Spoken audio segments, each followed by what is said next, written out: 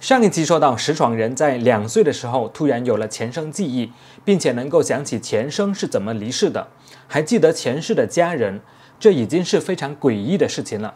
但是更加诡异的还在后面，他竟然能够和他前世的家人相认，并且一直保持来往。一起来听听他是怎么说的。你从几岁的时候开始找你的家？就是从那个时候就开始找，但是我又没说，我说这里不是我的家，我很少跟家里的人说话。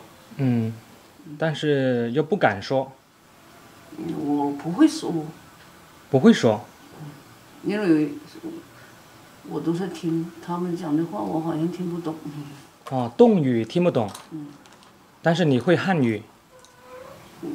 我没有碰到汉人，我也讲不出来，也讲不出来，也没讲。就是你的汉语，原本会讲的都没有机会去讲。对。所以我16岁之前很少说话，就是一直是听话。这些现在有70岁了以上的老人都知道我小时候没讲话，很少讲话。像跟您一样大年龄的阿姨啊，他们都会不会讲汉语呢？不会讲。大多不会。对。但是您的汉语就讲得非常好。我是习惯了这个话。我现在跟我儿子都经常是讲汉话。那您是在几岁的时候跟您上一世的孩子相认？在学校读书的时候。在学校读书的时候，是因为这个人死了早嘛。死得早嘛，就是要隔嘛，阴阳要相隔了嘛。我们这里采取了一些不让孩子跟前世的人来往，也不让我这里家里的人也知道了这个事，也不让我跟前世的家人来往吧。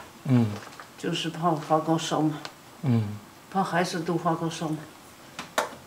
所以就到学校读书的时候，就是老师在报名了点孩子的名字的时候，我就知道了这个2个孩子的名字是我起的。双燕。对。冯春。对，这女的孩子，男孩子，这是儿子，这是女儿。女儿的大。那他们2个现在都年龄比你要大哦。年龄都比我大。当时你的2个孩子，他们相信吗？他们不相信。一开始不相信。因为他们只是觉得奇怪，但是他们没有母亲，但是他们又没有记忆，知道吧？后来他们是怎么相信的？实在回家跟他奶，因为我经常把吃的东西啊、水果啊什么，反正家里给我的那些零食，我们家里有一棵柚子树，就是这个后面。结的果，我经常偷偷的把它拿去我家里，我妈分给我什么东西，我全部放到他们的裤子底下去了。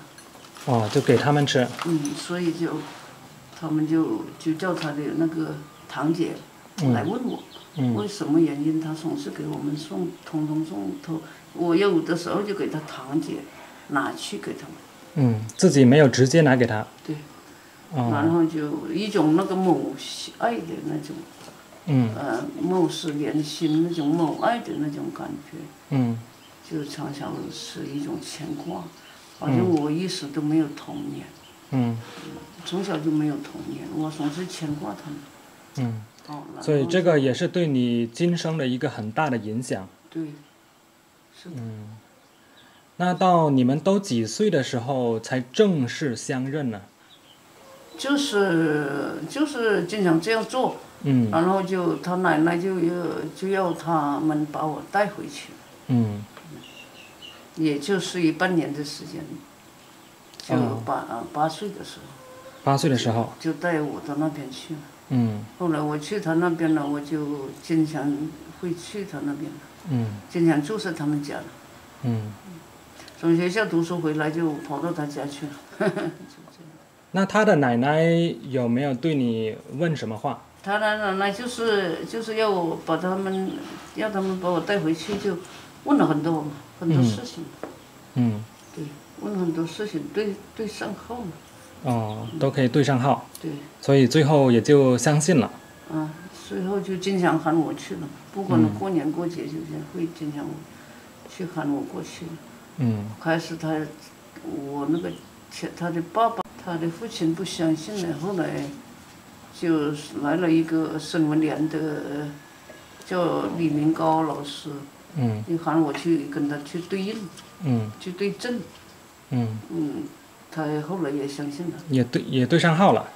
他就是因为夫妻之间有一些事别人不知道的事情，后来就经常生病了也喊我去，还有说清明了也说去把你们喊过来就行了，就这么2个孩子。后来就又把我带到了前世的娘家去了。带到娘家去了，就去考我嘛。2个孩子现在就在考我了。最后也是对上号了。2个孩子考我的就是先去找房子，找那天晚上我们去的时候已经傍晚了，一条通到的那个火车站那边的那个老街上面的那个房子，那个门面是一模一样的，起码有10到20个门面，就让我去找。最后也是找到了。最后找到了，他们这一家，很多人，不是1、2个人来考，就是整个那条街的人来考。所以都是。都不是，我们家是那边，我走到了那一个家去了。我妈是问我，为什么到平阳去，就问这一句话。她是考那一句话，因为那一句话里面的奥妙很深。为什么到平阳去？对，那您怎么回答？因为那个只有4个人知道为什么到平阳。因为上一辈子我跟我妈给我找一个对象。我就跟那个对象，这个是我妈，这个是我，还有我弟弟4个人知道这个事情。那个对象呢，就是不是这边的，是黄北那边的。黄北。是陡坡那边的，陡坡不是黄北，是陡坡。陡坡。我们东语叫陡拔。陡拔那个字怎么写啊？陡坡。独坡。陡坡。那跟平阳有什么关系呢？我们3个人不是我跟我妈妈是吧？介绍一个对象，我在这边，我弟弟，我们3个人去到通道的那个地方叫县区嘛，到河边去走嘛，去玩嘛。河边去玩。就聊天，也散步嘛，散步的时候就把弟弟谈完就躲到什么地方去，我们散步就回家了，然后没带弟弟回家，然后我妈就骂了嘛。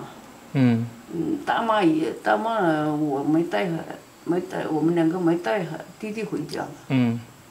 然后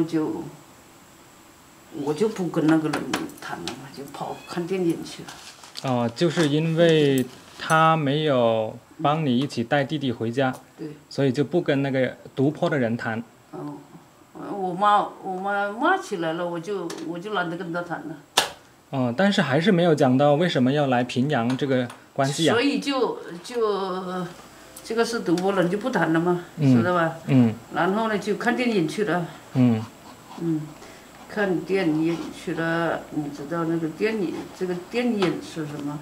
就是平阳这个人呢。平阳人事通道。电影队的。电影队的。队长，可能。就天天看电影，不是跟着那个队长去拿票啊，什么到文化馆去要那个电影票啊，帮他说事，就这样就跟着到平阳来了。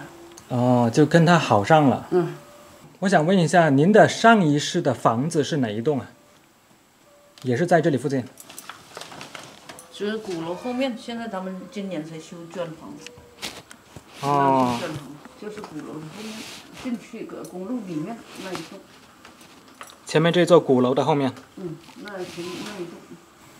你到平阳呢，就没多久生2个孩子就走了。这个独坡人呢，我妈不好意思把他当成干儿子。什么？这个读过了就后来就成了我妈的干儿子。哦，他成了你妈妈的干儿子。是。听您的故事确实挺有意思的。这个事就只有我们4个人知道。现在我也知道了。对。对。也知道了，但是我们那个龙是原来个林书记跟他讲过一次，你是第6个人知道。啊，第6个。就是我妈就是考这一句，为什么到平阳去？所以这一句话他就问到你了。对。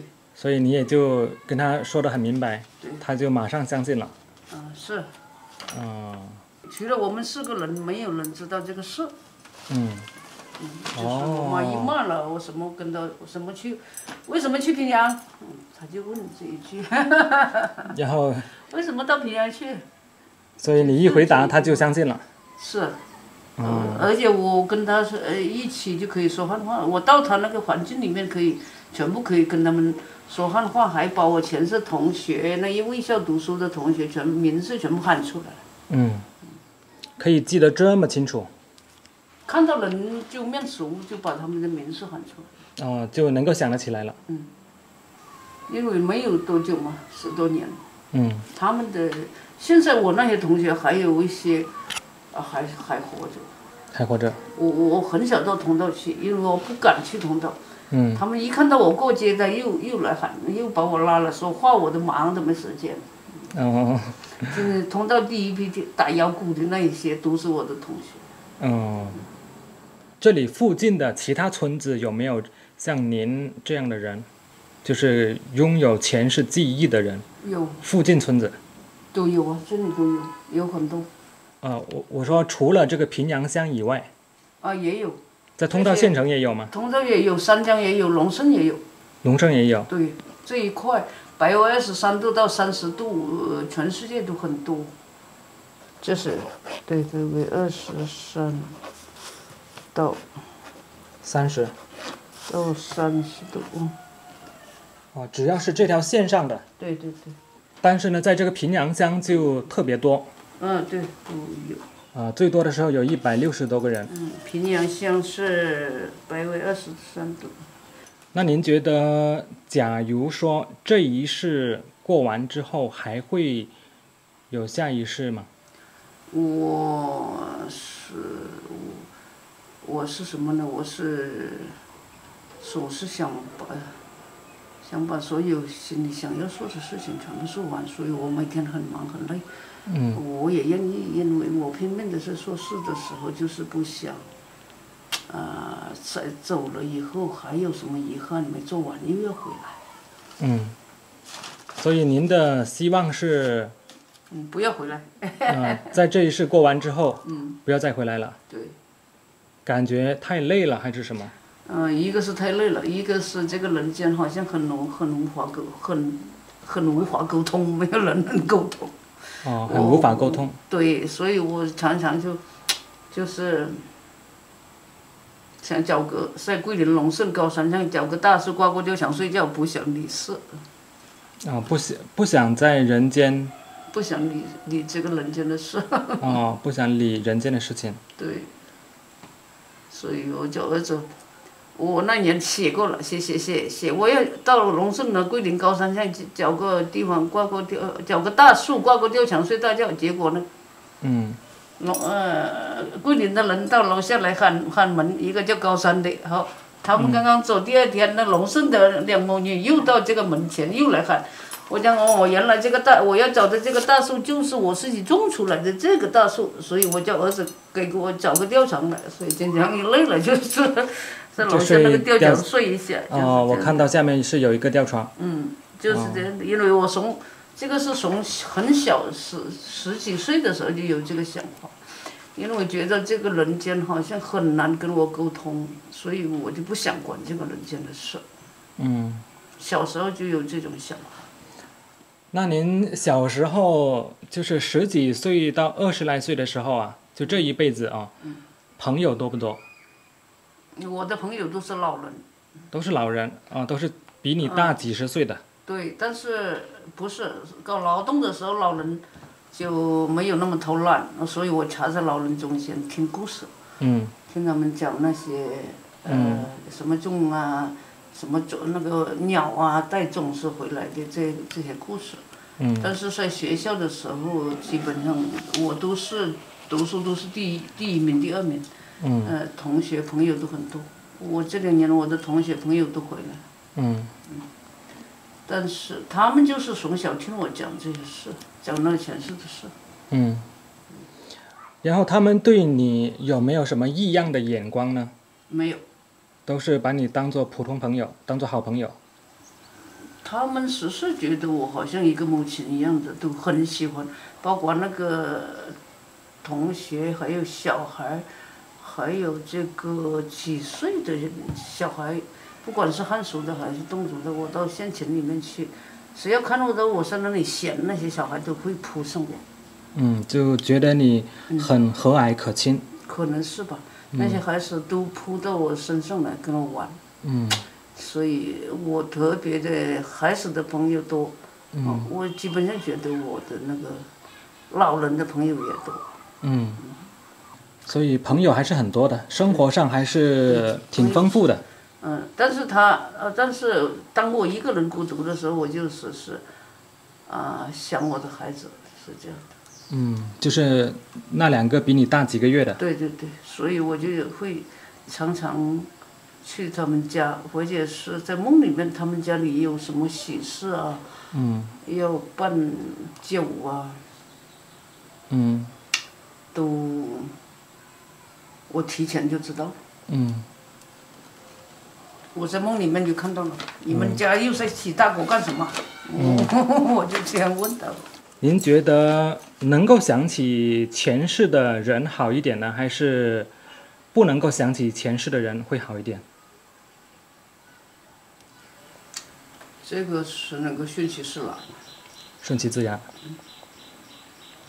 因为你的事情没完成，下一辈子的事没完成，你还要回来，时间没有到，你还要回来。人好像来到人世间就是来经历，你要把所有的经历，把所有该做的事情，把所有你的愿心，把所有你的放不下的事情全部做完。你才能够进入一种，叫做什么呢？很寂静的安宁。很寂静的安宁。